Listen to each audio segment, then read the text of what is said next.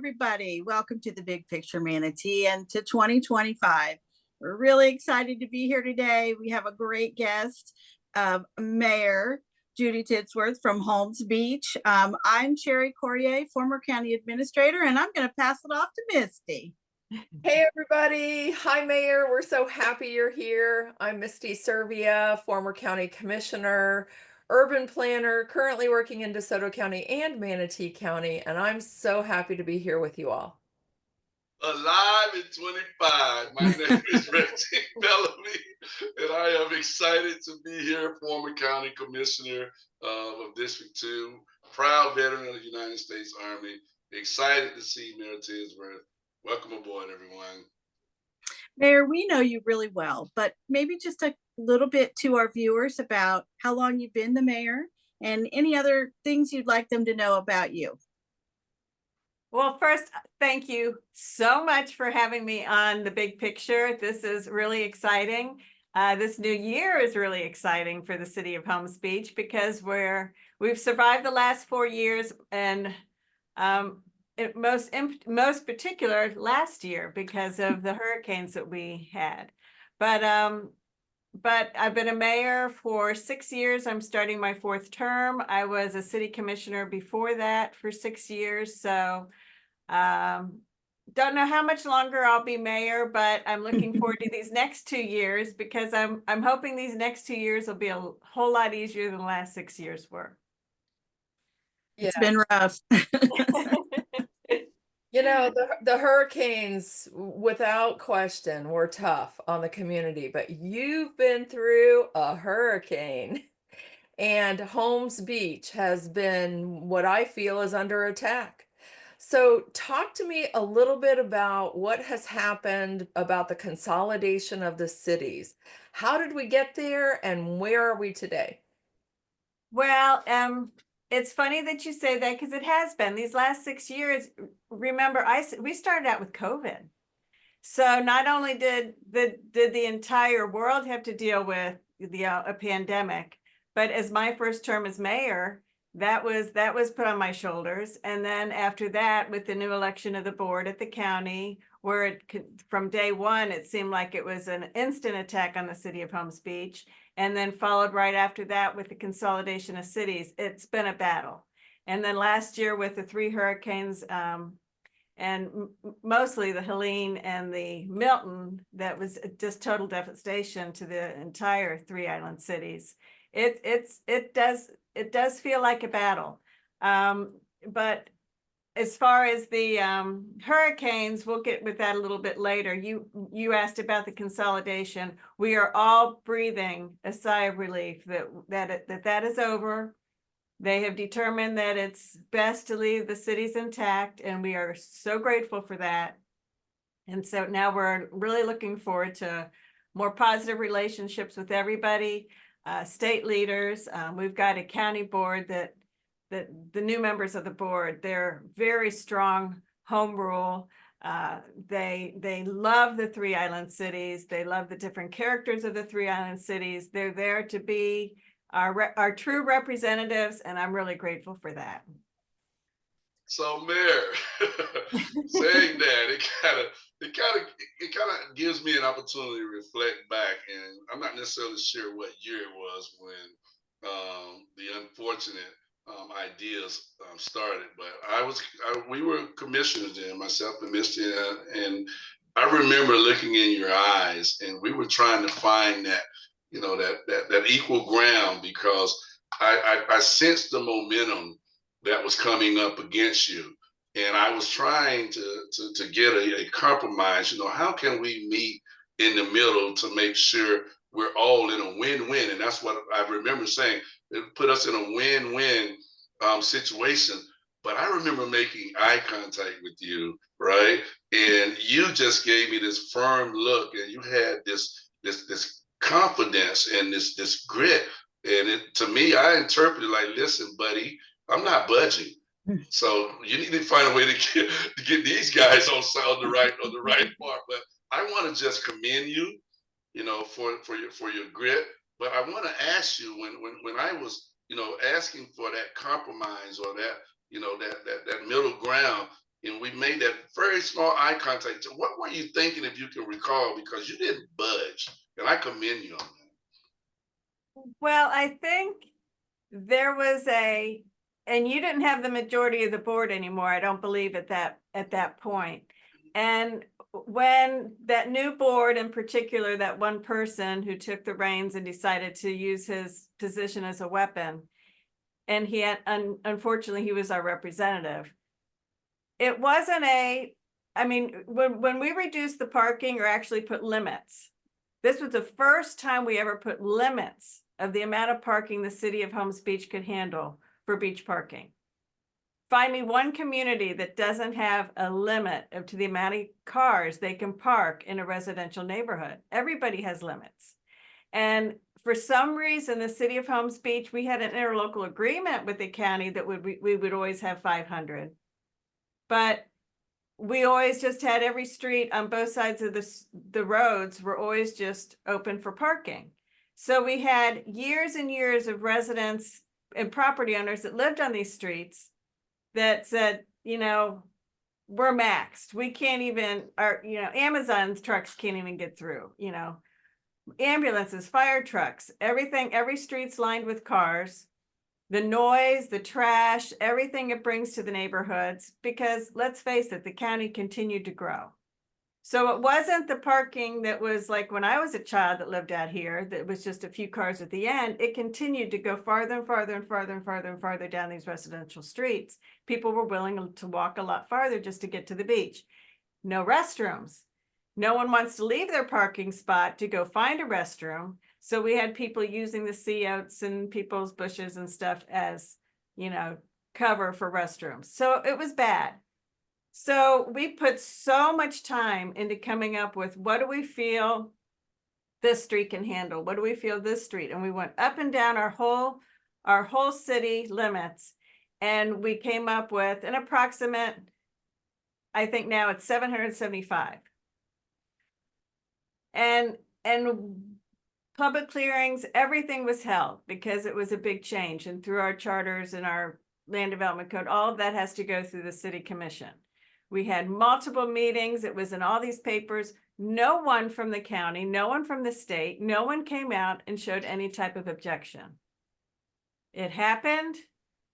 It was done. The signs were posted. Everything was done. This is what we feel we can safely accommodate. It wasn't until that first meeting at the commission with our new representative that he drew a line in the sand and said, unless you put it back the way it was, which was unlimited, all funding would be cut off to the city of Holmes Beach. So our representative didn't come to us and say, hey, I'm concerned about this. City of Bradenton didn't come. Hey, I'm concerned about this. The state leaders didn't come. Instead, it was more of a this, or if you don't do this, you're done. You're dead to us. And it was like, wait a second, just like you said, where is the compromise? So what we came up with was, I'm giving an additional, or the city commission, the city is giving an additional 275 parking spots over the interlocal agreement. And that's just within the quarter-mile distance from the beach. After that, it's open parking again, unless it gets bad and we have to put more limits over there. But no one was willing to come to the table and listen to this and take the tour. I only got a couple commissioners that would even come out and take the tour. Everybody else would just say, put it back or nothing. And it was really interesting how it was just the heels were so dug in. So obviously I dug my heels in, because the reason we did it was nothing more than for public safety and quality of life.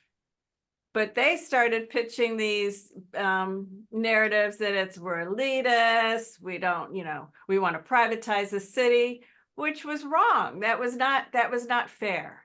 Our job is for public safety and quality of life. And that's why we had to make the decision. So yes, you said I was heels dug in. Yes, I was heels dug in. If we're going to make a decision, for me, it's going to be based on public safety and quality of life. Well, just one follow up, and again, I commend you. And I said this earlier. I always tell people, I'm not confused and I know what I stand for, right? I think it's very, very important to acknowledge and to commend the fact that, I may have not been on the right point at that particular point in time, but more importantly, you were not confused. You were clear on the stance that you were going to take. And I think that stance has allowed you slash us to be where we are right now. And that's a great, that's great. But I have to continuously say, hey, hats off to you. The momentum was against you. You stood and you fought. And I think the individuals that you represent should be proud, because I'm very proud. And I'm very excited to know that you stood and made sure that things were not going to get way out of line. And thank you too. Well, thank you. Yeah, you bring up a lot of memories there in those early meetings.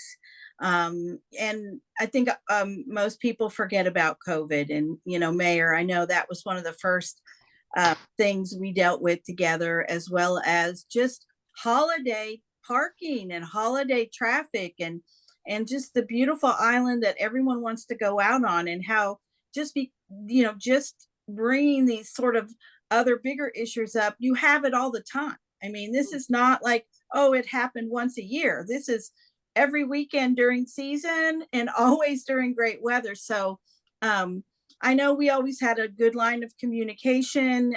We weren't, like people would say, in it together. We were trying to do the best for, both of who we represented. But I know from the very beginning, I didn't think that battle was going to go well, because there was no compromise, like you said. But I wanted to mention, kind of fast forward for me, is that I got a chance to be at your swearing in here this year, and listen to a report you gave your council, and you gave the citizens about all these other great things that happened during all of the crazy stuff that's been going on, even the hurricanes.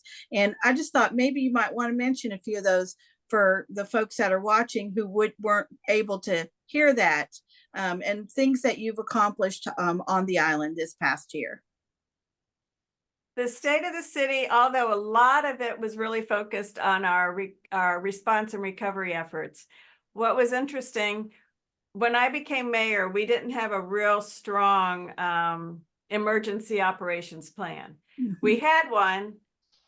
Did anyone ever take it out and read it very often? No. Did it need to be updated? Oh, most definitely. Yeah. So that was one of the big things that I had. I know it's going to come one of these days. It's going to be our turn. It's just bound to happen. The Indian mounds aren't going to protect us forever. So it was a big push on my part to have a team and the training that they needed in order, because everyone says, and you've done all the FEMA trainings first.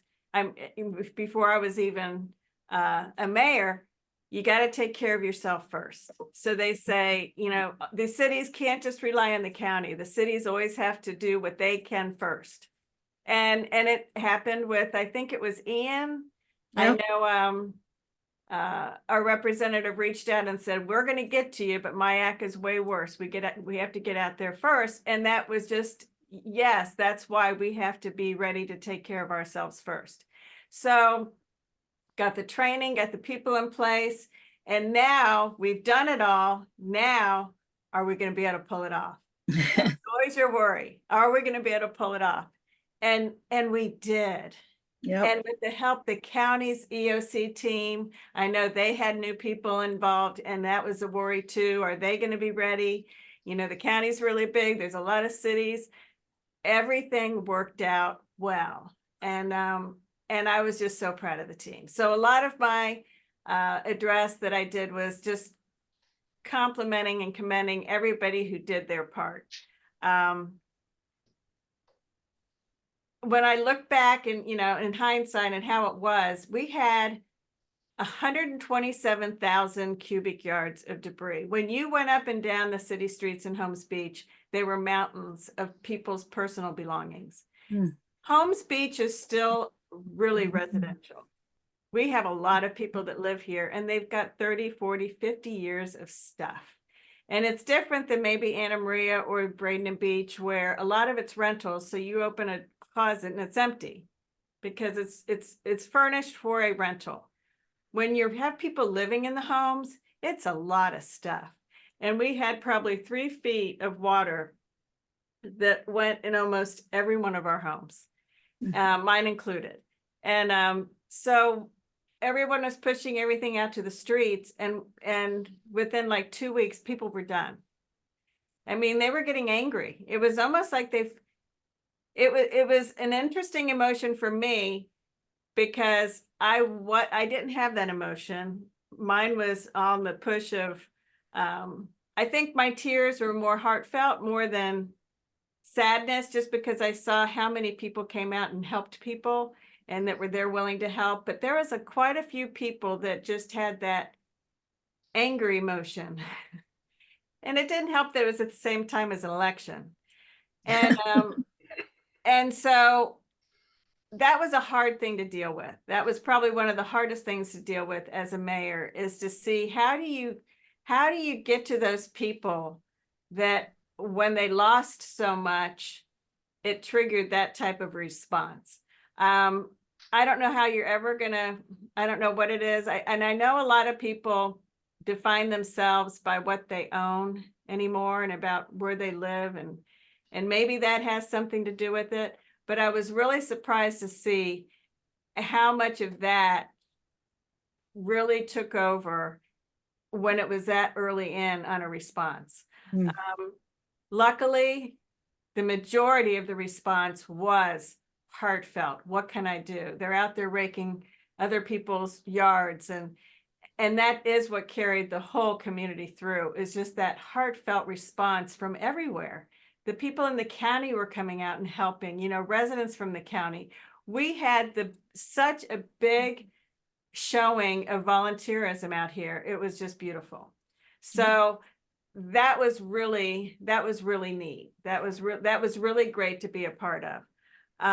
As far as the building department's doing awesome. We've probably issued over 1,000 permits just since the storm, and they're no fee. Building department open on weekends to get people in. Our substantial damage assessments were done within the 2 weeks post the hurricanes. It was just every single department just made it happen. And we're a family. We still had time to laugh and joke and enjoy each other during this really it was, a lot of people that lived here lost their own stuff.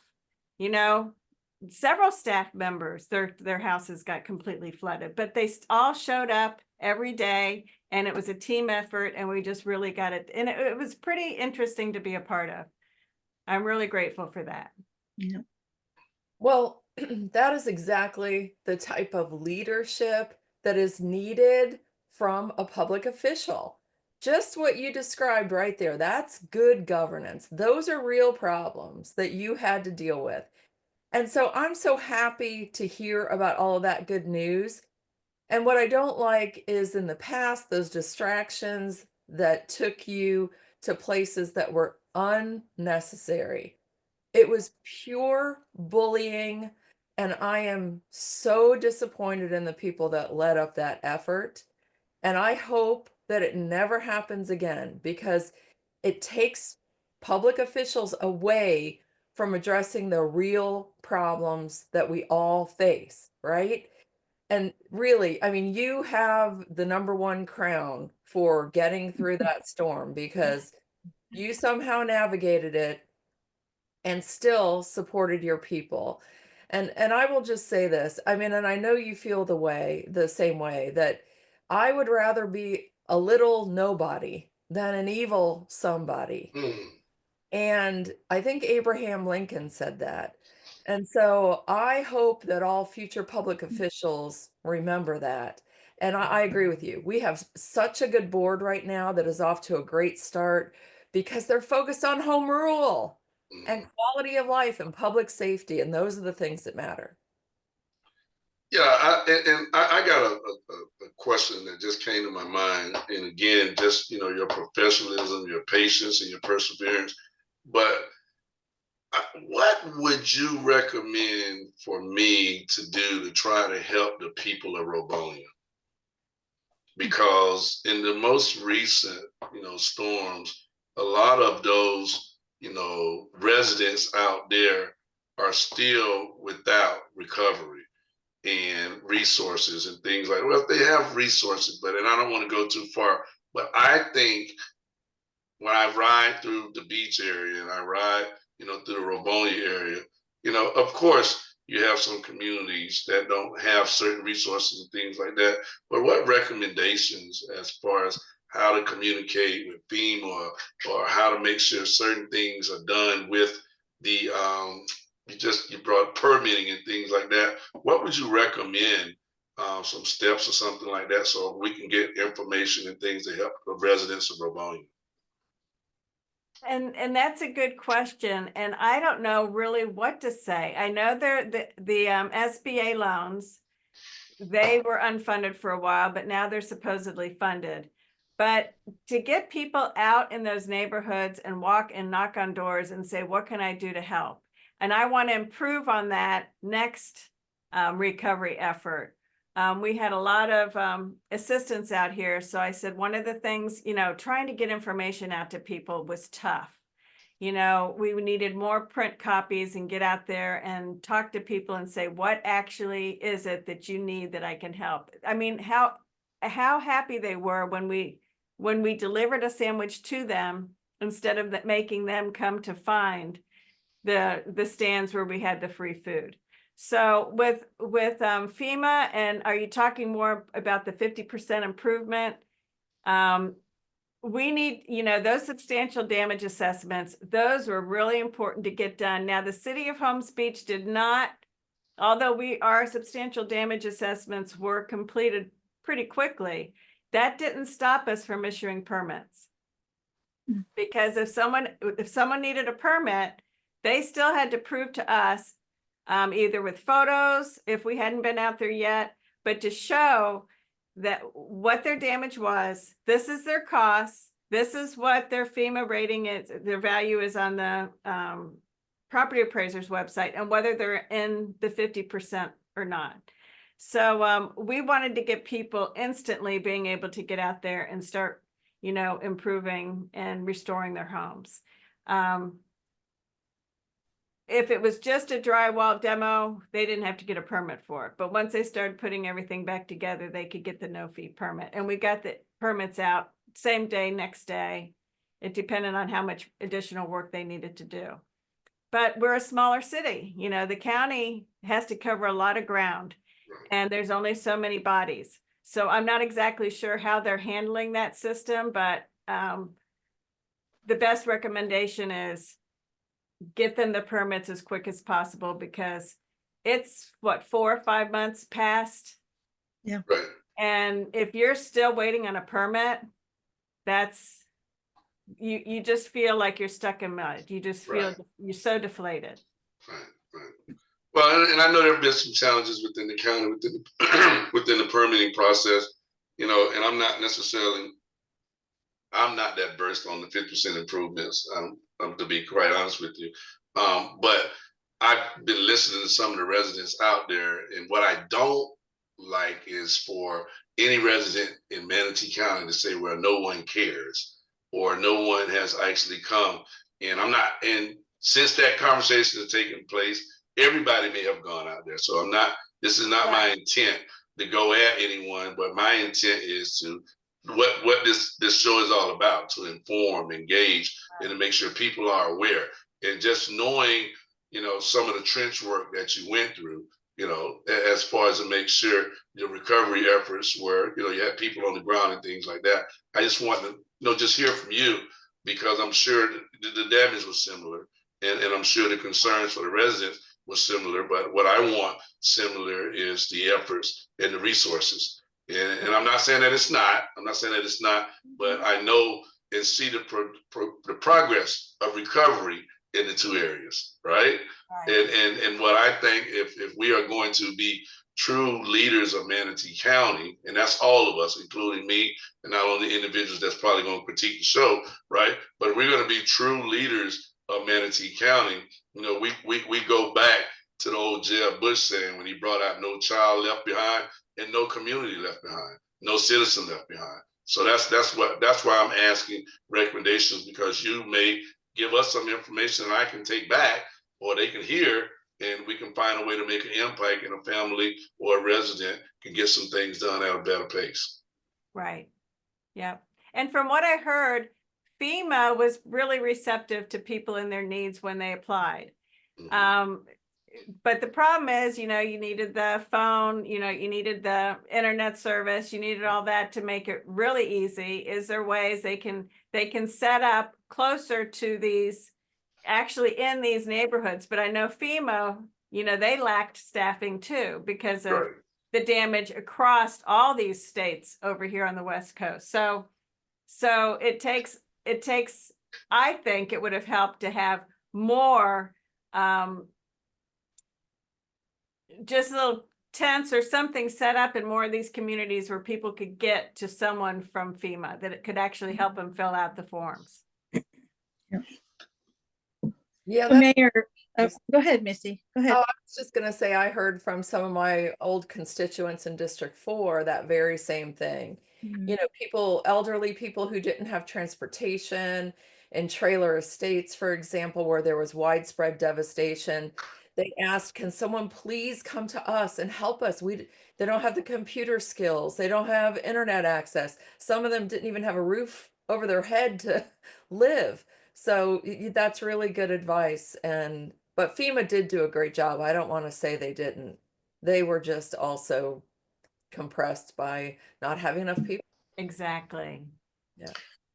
So Mayor, before we have to close out the show, I wondered, you mentioned, obviously there are two other mayors involved in discussions when the island happens, and things happen out there. And I just wondered what your assessment right now is of, it sounds like that worked well, but, give us an idea of how things are going on the island and the full island, that in your, since you work back and forth with them, because, I think a lot of us inland, we've tried not to get in the way.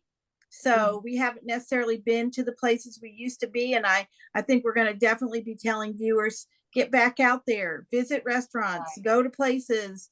But what's your assessment of just about where everything is right now? Well, our businesses were hit hard. Holmes Beach, probably 85, if not 90% of our businesses flooded. They were hit extremely hard. Some of them aren't even opened yet. So yes, I would appreciate as many come out to the island and go to these businesses, spend some money, because that's going to help them tremendously in their recovery efforts. This was a hard hit for them. I know Hanks, they were one of the first ones that opened, and they were feeding the people out here right after they opened. I mean, it was pretty amazing. A lot of the businesses did that. So yes, anything we could do for the businesses is really important. As far as Anna Maria, they've got a new mayor here. Super awesome man. I really like him a lot. I think we're going to work together really well. Mayor Chappie, he had a much bigger recovery effort than we did, because he had so much destruction in his entire city. But the mayors, we all work really well together. We're always here to assist with anyone else that needs. We have interlocal agreements that allow us to do that for, like, for instance, building department services. So we're here to give each other a lending hand whenever needed. I think that's pretty unique. And I think I can vouch for that, working with all of you on the inside, that's really unique during hurricanes, during regular sunny days, during crazy COVID times, things that we never anticipate. One thing I can definitely say is all three cities come together to work together and to work with the county. So, I can't believe it, but we're at the end of the show. And but listening to everything that you're saying and listening to my colleagues talk to you about some of their questions, you're coming back. We're coming back. We want to talk to you again in the future. We'll give you plenty of time to, do what your real job is. But, our viewers want to know how it's going out there and what new challenges might be underway. But thank you so much for being here. We really appreciate it. Thank you. All right, everybody. So thanks for tuning in today. We really appreciate you. You can find us on YouTube at The Big Picture Manatee and also on other platforms. So Misty, Reggie, anything you want in closing comments to everybody today? No, just thank you, thank you, thank you. Great job. Thank you, Mayor. It's always great to see you. Thank you. All right. Thanks, everybody. Bye. Have a great rest of your January and Happy New Year.